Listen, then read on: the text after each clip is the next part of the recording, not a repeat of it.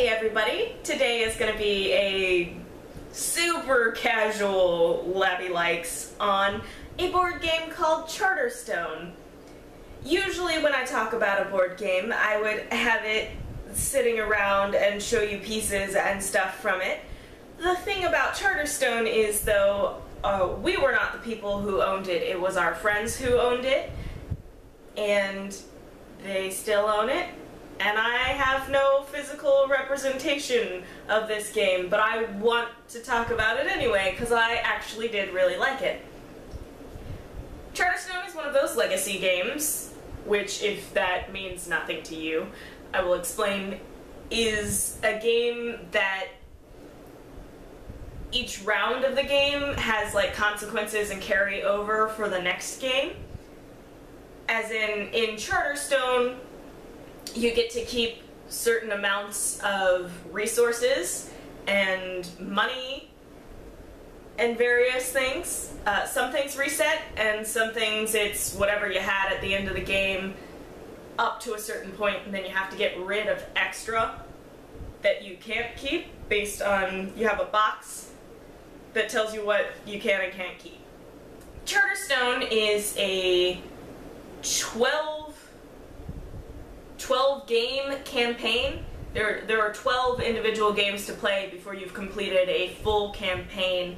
There are also rules for continuing play with the board you've created at the end of the campaign, but personally I don't see a lot of point to continuing to play, especially because they take away all the continuing elements and you start from zero each time you start playing after the campaign, so I don't know. We have played no post-campaign games, to be fair, though, so there's that. It is a farming-based worker placement game where you're all different areas in a kingdom, and you're all working for the Forever King for the ends of the kingdom or whatever. I'm going to try to do this without spoiling the actual narrative of the game, because the actual narrative of the game is kind of interesting.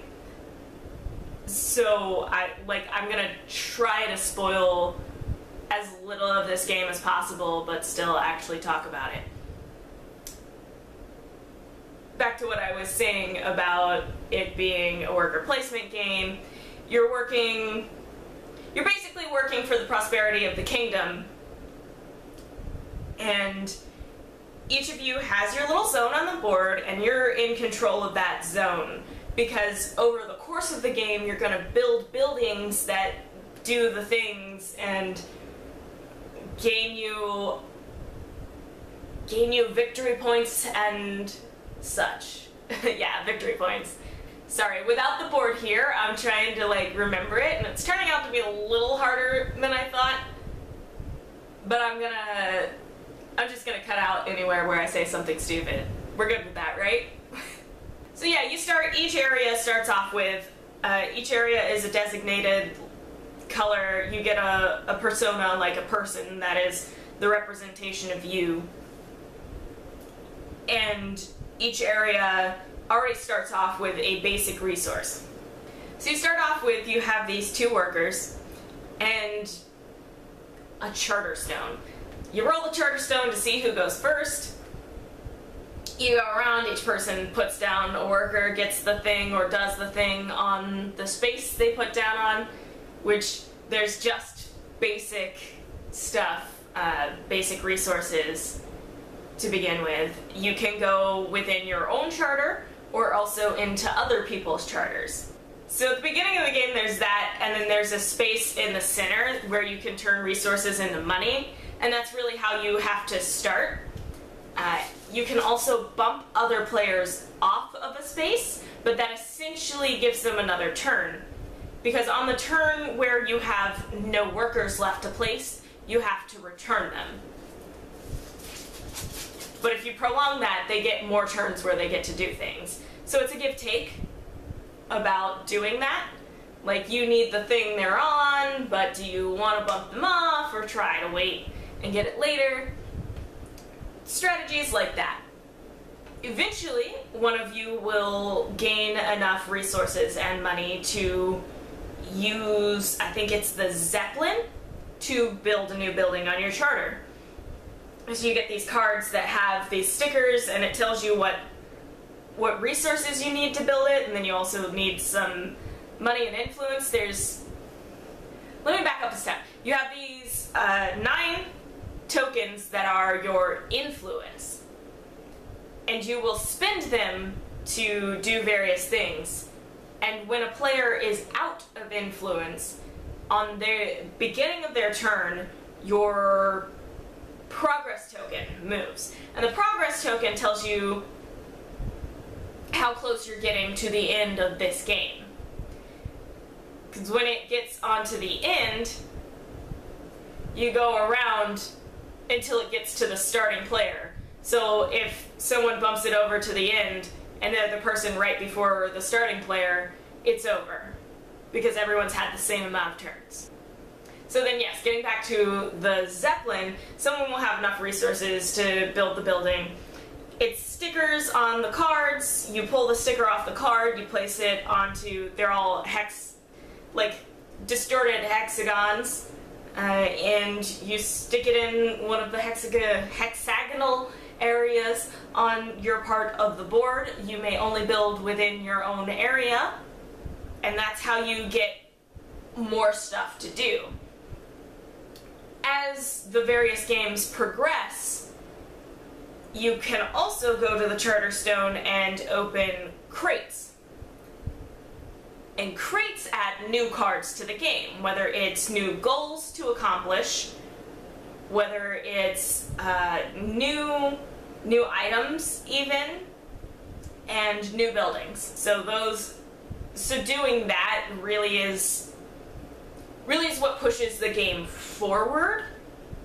Building buildings and then opening the crate that might be on that building card. Not all of them have crates, but especially at the beginning, most of them do. And that's really what progresses the game for, not the narrative, but the actual gameplay. And that's what I always found really interesting and exciting, and that's what's special to me about Charterstone. I have not played a Legacy game previously, so I do not have the comparative this, that, or the other about it.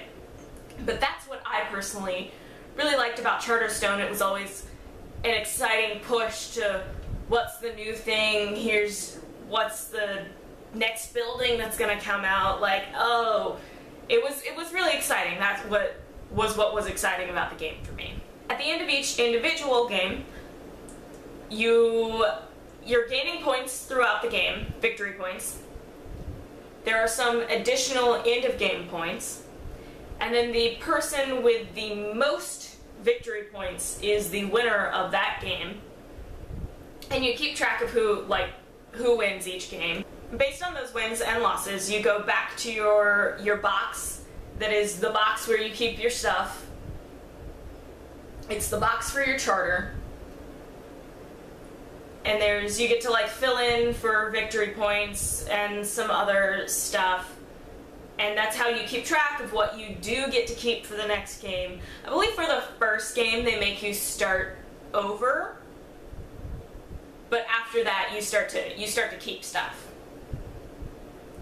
And then all the way at the end of the campaign there is an overall winner determined by a lot of factors.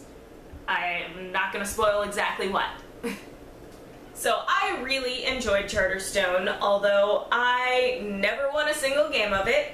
In fact, I'm pretty sure I was the dead last loser of pretty much every game.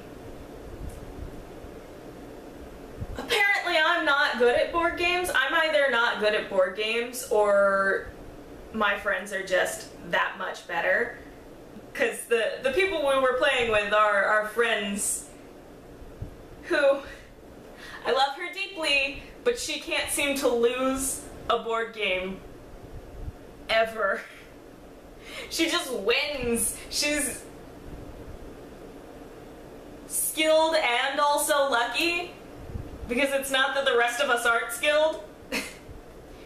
She'll swear up and down like, I'm doing the same thing you guys are doing. I don't know why I'm winning by so much. She's so cute. My best friend, y'all. She's one of my very best friends. But I have never won a game against her. Unless I once won a round of Sushi Go. Maybe. But otherwise, nah, not even once. She's so just magically good at board games. But I still really loved Charterstone. I enjoyed playing, even though I never won. And it really was the progressing the game mechanics. The narrative, I mean, the narrative is interesting enough, and that's why I'm not going to spoil it. But the narrative is, it's sort of just a means to explain the evolving mechanics and such. But the evolving mechanics is really what makes this an interesting board game. And I would absolutely be interested to play it again with maybe even a different group of people and see just how differently things get placed, what gets emphasized.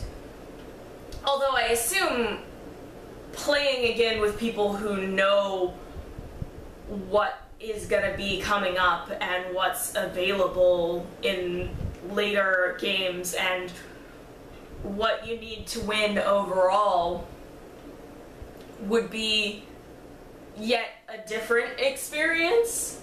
Because we played it blind. We didn't look up any spoilers. Like, we played it the way it was intended to be played and had so much fun doing it that we did it almost like once a week for like 4 or 5 weeks, just because we wanted to finish the game before my friends moved to Arizona. We actually, it's a couple, and one half of the couple went and moved to Arizona. We still had like 3 games left. We Skyped them in so that we could finish this game. That's how dedicated we were, and how it was interesting enough that we all wanted to get to the last game of the campaign and see how it ended. And I think that says something, because it's hard to Skype someone in and have to play for them and make sure they know what they have and all of that. It was difficult, but it was certainly worth it. We still had fun. We got to see the end of the game. Now they're both in Arizona, and hopefully we'll get to play board games with them again at some point in the future, because we will miss them dearly. But at least we finished Charterstone, and it was a good game. It was a fun game. I would recommend it to anyone who enjoys worker placement, really. Because it's a very familiar genre for us. We love worker placement. And it seems to be what a lot of games are these days. I don't know, maybe it's because we're drawn to them, we just see so many of them. But there are so many of this style of game, and that it's easy to completely ignore other styles of game, and I'm just like, what other styles of game are there? Because we just play endless Carcassonne and such. And Charterstone, we played Charterstone, we love Agricola. We're those people, man. We love those games. So, honestly, yeah, if you enjoy the games like Agricola or A Feast for Odin, have an argument with a friend about which is the better version of it, which is the better of those two. Except for I've never actually played Feast for Odin, so I'm sure that I would actually also love it. I just really love Agricola, so I get my little hackles up. Even like Caverna, if you like really like Caverna, you might really like Charterstone. It is a little bit of a commitment though, if you want to continue to play it without having to swap a bunch of different people in. You need 3 to 6 players who can meet multiple times. Charterstone also has really great pieces, and I'm a weirdo. I love games with like really cool pieces. They're the same things in like the Agricola upgrades and all that. The little wheats and the little bars of iron and clay, little coal-shaped coals. And I know that a lot of games have them now, but I love them. Like, I just love them a lot. Just the little shaped pieces make me so happy, and the meeples, and then the specialty meeples. I love all of it. It just has really good looking pieces and metal coinage instead of like popped out sheets, which is really nice too. That's something that's attractive to me personally. And if it's attractive to you, you might also like Charterstone. Yeah, and with that tacked on thought, I think I've said all that I can say without really spoilering the game, and I do not want to spoiler the game, because you can go find those spoilers probably on your own if you really want to spoil the game for yourself because you think you won't ever play it, but you're interested in knowing what it's about. So yeah, you can find that, I'm sure. I'm not going to spoil it because I'm actually suggesting that people play this game, so it would be really dickish of me to spoil it. So yes, if you have a consistent game group, Charterstone is great. If you don't, wait until you find one, because you'll be sad. So yeah, with that, I am going to end this video. I will see you folks next time. Bye!